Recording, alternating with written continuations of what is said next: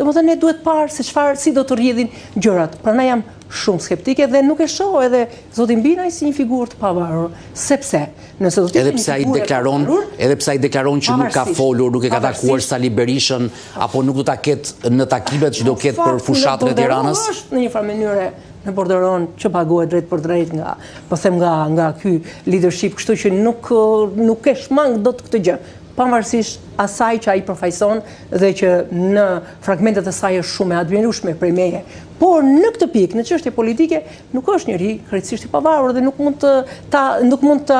kërkoj këtë gjë nga shoqëria shqiptare për të thënë i pavarur, sepse përderisa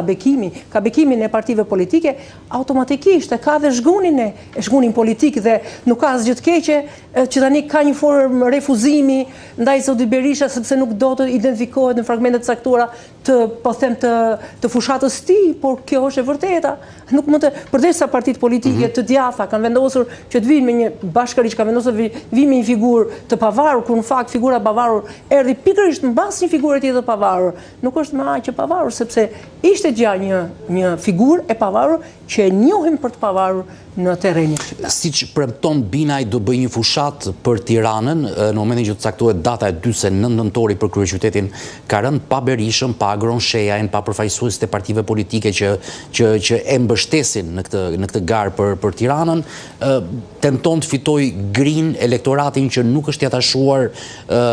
në politikë dhe me politikanët, por ariskon strukturat një kandidaturë pavarur pa përfaqësuesit politik? Shiko, vetëm me grin dhe pa qenë,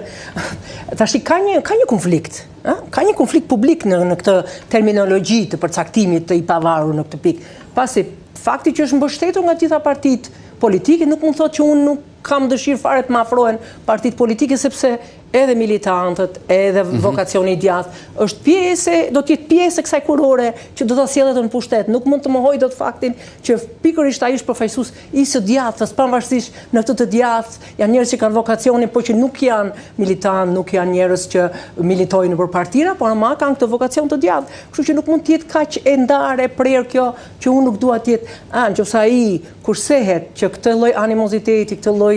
po them konflikti që ka Partia Demokratike, këtë shqetësim që Partia Demokratike nuk po arrin të riformatohet, të vinë në pushtet, të sjellë frym, nuk dëshiron ta veshë edhe ai. Kjo është një gjë tjetër, por që nuk mund të thotë që unë nuk kam mbështetjen dhe se dua mbështetjen e partive të djatha, sepse ato e kanë thënë votën e tyre, e kanë thënë fjalën e tyre që ato janë në mbështetje. Po, jo, them a rrezikon mbështetjen e fanatikëve votuesve të këtyre partive, duke i mbajtur liderët larg? Kam dëgjuar shumë fjalë. Shiko, edhe militanti në një farë mënyre përpunohet dhe kupton, nuk ka nevojë të abortazësh publikisht nëpër ekrane se kush do të jetë mbështetësi. Fakti që në Partia Demokratike nuk del me kandidaturën e saj, është shumë e qartë që votat e demokratëve, pra e militantëve, e antarëve të Partisë Demokratike, të partive tjera do të shkojnë të gjitha atje, kështu që nuk ka dyshim për këtë gjë. Nuk mendoj se ka ndonjë konflikt në këtë pikë. Konflikti i vetëm që krijohet me demokratat, po flas tani për Partinë Demokratike, është pikërisht kjo gjë që ishin në pritje të një shembulli konkret që Partia Demokratike po shkon tani në këtë betejë finale, po them me të majtën.